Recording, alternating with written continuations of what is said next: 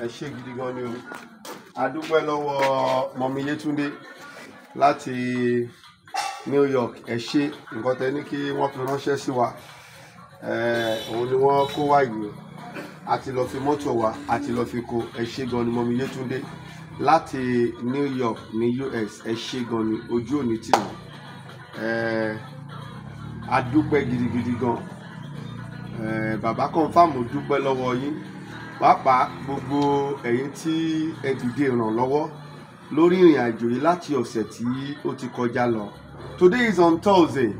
Ẹ jọ̀ọ́ kí ni today? What is today's date? 17. Today is 17 on Thursday. 17 August 2023.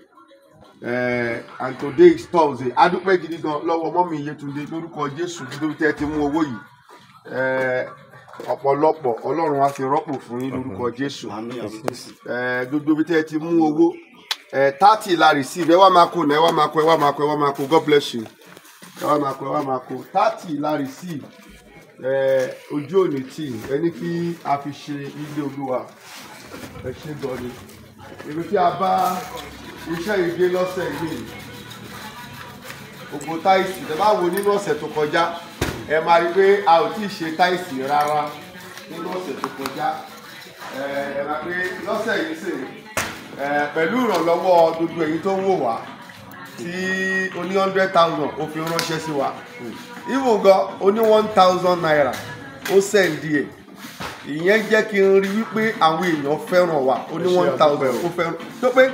Tó ní 1,000 naira bá ní ju bẹ́ẹ̀ lọ, mo mọ̀ wípé ó máa ṣe ju bẹ́ẹ̀ lọ. Mo dúpẹ́ lọ́wọ́ gbogbo yín látòrí àwọn ló ní 100,000 orí 50,000 àwọn tó sẹ́ndì 200,000 sí wa tí wọ́n ṣàṣọ pé bíbá yìí ní láti parí kóṣù tó jalè August ibi tá a bá iṣẹ́ náà dé ní.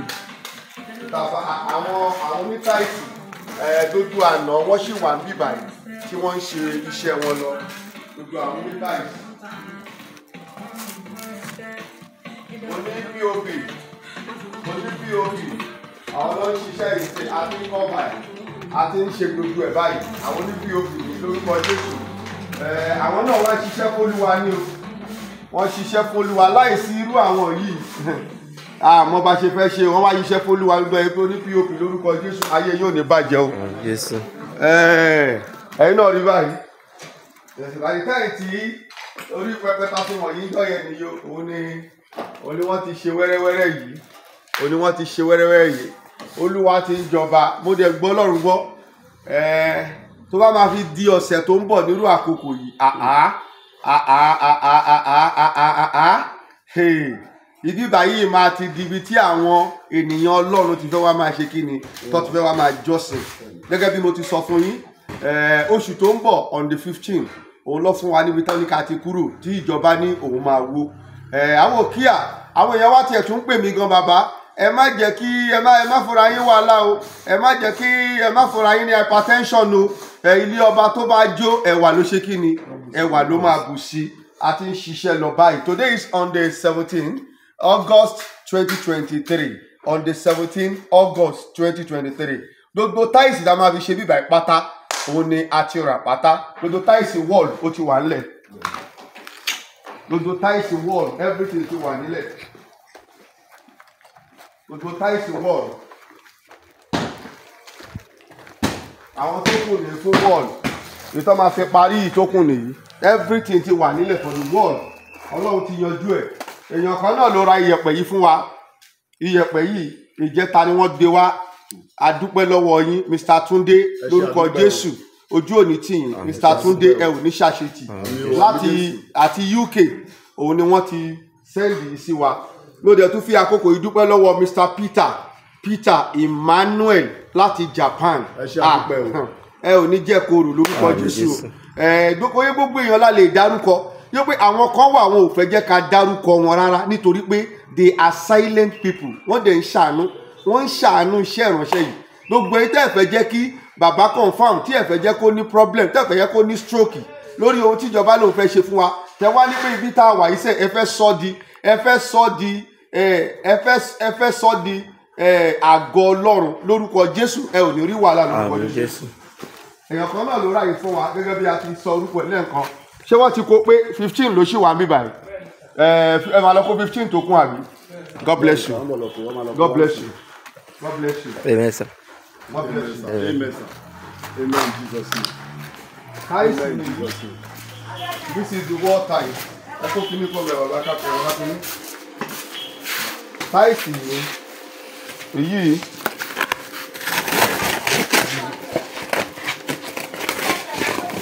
adúpẹ́ lọ́wọ́ yín mọ́mí búkì ojú òní kì í Àmín o Jésù. mọ́mí búkì lọ ní kọ́kọ́ dodo yìí wá fún wa it's 160 pieces 160 pieces mọ́mí búkì ojú òní tì yín àwọn ọlọ́dún kọ́kọ́ wá wọ́n ní a ní láti parí ibà fún yìí lọ́wọ́ fi ṣe gbogbo ilẹ̀ gbogbo táìsì tó máa ṣe ilẹ̀ ńlẹ̀ yìí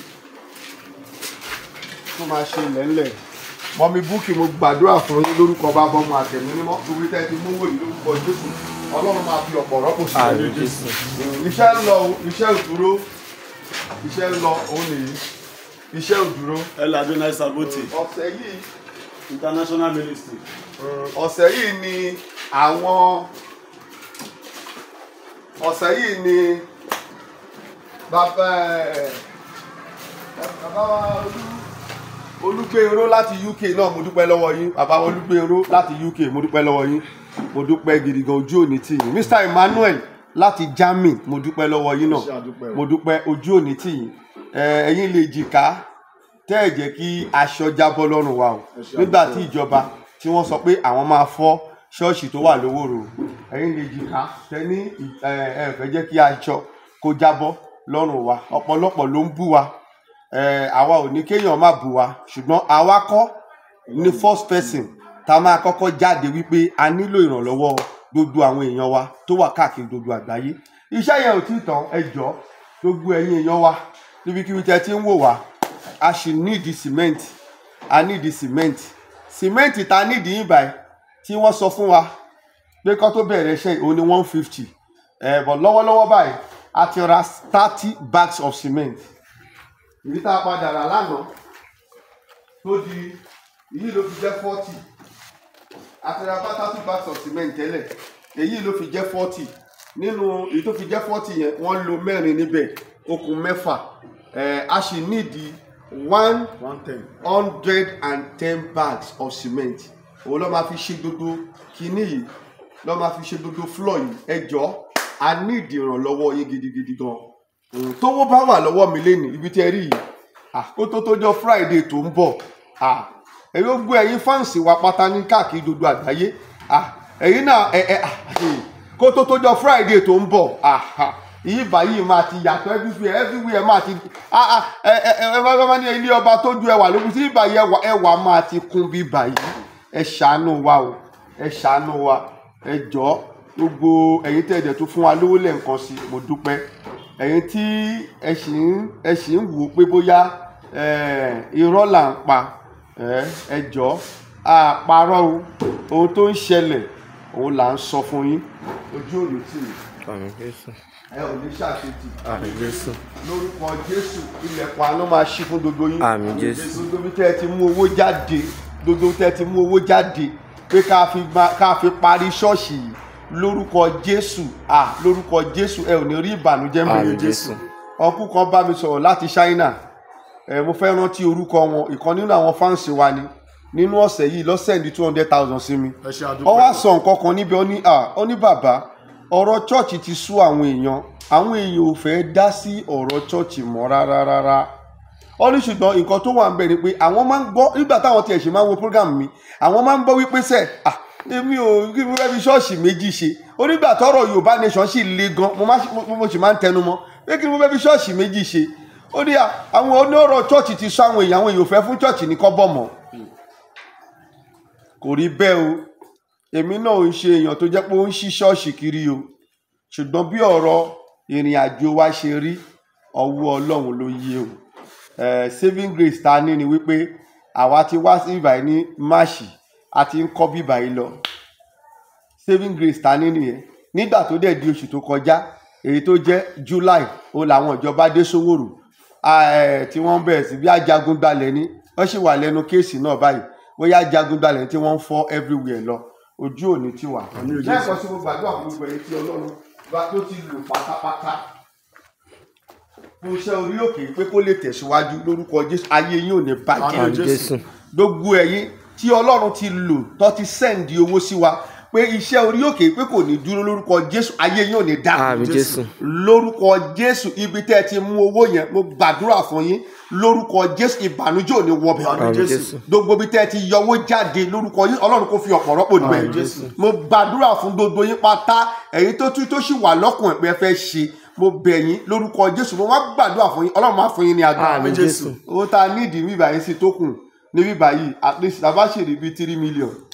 èèyàn kan bú mi, ó ní èmi sọ pé mo ti ná 41 million sí ibà. ó bú mi, ó ní ṣé ibà lè mi ná 41 million sí. mi ò ní problem lórí ẹni tó ń bú wa. á jẹ́ pé àwọn ọ̀tá nìyẹn. géètì tó wà ń ta ìtakọ̀ ọ̀rá ṣe yìí, géètì yìí lásán. téèyàn bá bú wa, á jẹ́ pé bóyá ìran wọn ò tí ì ṣe nǹkan tó darí. géètì tó kàn wá ń ta yìí,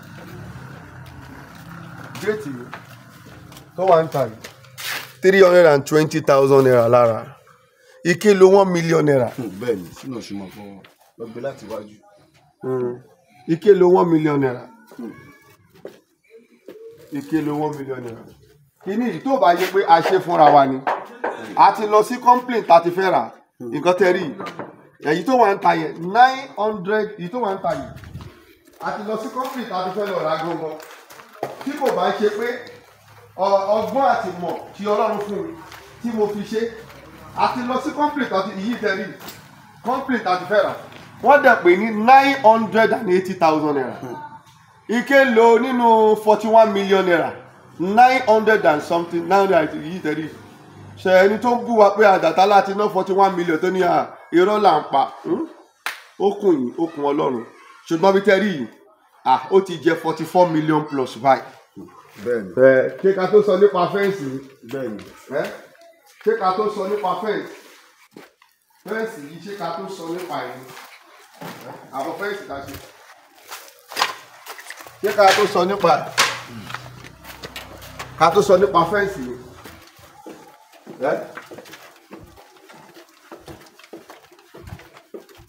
ká tó sọ nípa roofing.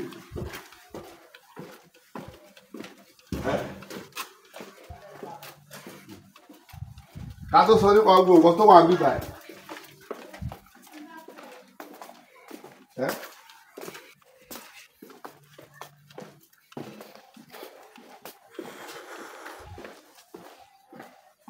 ká tó sọ nípa gbogbo yìí ni ibùnà ẹlẹtíríkà lásán, ẹlẹtíríkà tó ti wà nínú bíbà yìí tá a ti fa iná sí ibà yìí ó ti lé ní 2.8 million naira. ẹlẹtíríkà lásán. mọ́tò yìí tó bá gbé mọ́tò wa, irú ẹni tó fún wa ń kíní yìí sí, tó bá gbé mọ́tò wa la lọ fi gbé ni, mọ́tò tó máa gbé dé bíbà iṣẹ́ ó máa gba 35,000 naira. táìsì ta fẹ́ lọ kó nígbà tá lọ tọ́kọ́ ká lọ ra tọ́lọ́kówó táìsì fún wa pé ká lọ ra táìsì, mọ́tò mẹ́ta ló lòun máa kó ń bẹ̀ 75,000 naira ni. so therefore àwọn èèyàn kọ̀ jẹ́ èèyàn kan tó jẹ́ pé wọ́n kọ̀ jẹ́ èèyàn léṣù. ẹ ká fọ Ọlọ́run lọ́wọ́. ọkọ̀ jẹ́ èèyàn léṣù.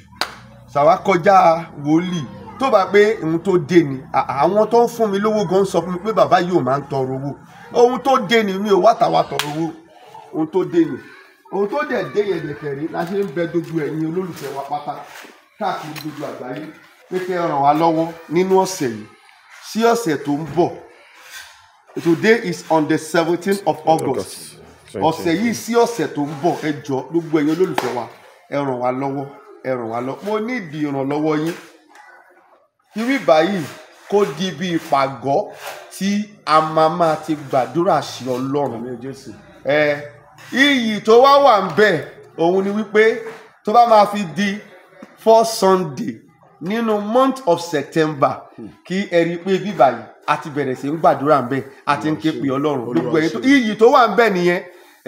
ẹ̀yin tẹ́ wá ń ná owó bíbá yìí, tẹ́ ẹ náwó bíbá yìí, àdúrà táwa ń gbà ń bí it can never pass by you. Amen, Jesus. Ó gbọ́dọ̀ ṣiṣẹ́ nínú ayé yìí. Amen, Jesus. Bó dẹ̀ ṣe máa rí nìyẹn. Mo dúpẹ́ lọ́wọ́ Mrs. Adébáyọ̀ náà. Wọ́n wà ní Atlanta. Àwọn náà fún wa lówó. Mrs. Adébáyọ̀. Wọ́n ṣe dàgbà tó. Màmá yà máa sọ pé mi ò ṣiṣẹ́ o. Nínú díẹ̀ tíjọba ń fún mi. Òun ni mo fún yín bàbá confam. Ọ̀rọ̀ yín ọ̀pọ̀lọpọ̀ nǹkan lọ̀rọ̀ yín ti ṣe nínú ayé mi. Àwọn òdẹ̀ ni wá wò mí nígbà tí ìṣòro dé. Káwọn má fi nǹkan ránṣẹ́. Àwọn náà fi nǹkan ránṣẹ́. Mo dúpẹ́ lọ́wọ́ yín. Mo dúpẹ́ lọ́wọ́ yín. Mrs. Rachel láti UK. Mo dúpẹ́ lọ́wọ́ yín náà. Mrs. Rachel láti UK. Bó ṣe le tó. Màmá bí màmá bó ṣe lágbára tó, màmá ní pé àwọn máa ṣàfi nǹkan ránṣẹ́ sí mi. Wọ́n fi ránṣẹ́ o. Mo dúpẹ́ lọ́wọ́ yín o. Gbogbo àwọn tí mi ò tiẹ̀ rántí orúkọ wọn náà. Bákan náà, àwọn kan jẹ́ ìwà dẹ̀kẹ̀rẹ̀dẹ̀ a secret worship. Mr. Ọlá láti UK. Mr. Ọlá láti UK. Mo rí ọwọ́ yín náà láìpẹ́ yìí. Mo rí ọwọ́ yín láìpẹ́ yìí. Kí n tó bẹ̀rẹ̀ fídíò yìí, mo rí ọwọ́ yín. Lórúkọ Jésù, ayé yín ò ní bàjẹ́. Ẹ ràn wá lọ́wọ́. A kì í ṣe wòlíì tó ń kówó jẹ. A ò dẹ̀ ní ẹnikẹ́ni lára rárá. A ní èèyàn kankan lára. Ẹ ràn mí lọ́wọ́. Ẹ jẹ́ kí bíbá yìí tó di kíkọ́. Kọ́sẹ̀ yìí àtọ̀sẹ̀ tó ń bọ̀ tó parí. Gbogbo ẹ̀yin èèyàn wa tẹ́ ń wo fídíò yìí. Ó tiẹ̀ lè má jẹ́ ìwọ. Ó lè má jẹ́ ìwọ ló fẹ́ ṣe nǹkan yẹn. Bá mi ṣí ẹ̀ sọ́dọ̀ ẹni tó máa ràn mí lọ́wọ́. A fẹ́ parí ilé ìsìn lọ́sẹ̀ yìí sọ́sẹ̀ tó ń bọ̀. Àwọn òṣìṣẹ́ wà ńlẹ̀ o. Owó ló ń da iṣẹ́ dúró. Ojú ò ní tì yín. Ojú ọlá ò ní tì yín. Ojú owó ò ní tì yín. Ojú ògo ò ní tì yín. Ojú ìbùkún ò ní tì yín. Ayé ò ní dá yín lẹ́sẹ̀. Ayé ò ní dá yín ṣubú. Bí mo ti ń gbàdúrà yẹn bẹ́ẹ̀ ló ṣe máa rí fún yín. Jésù Olúwa wa. Amen. God bless you.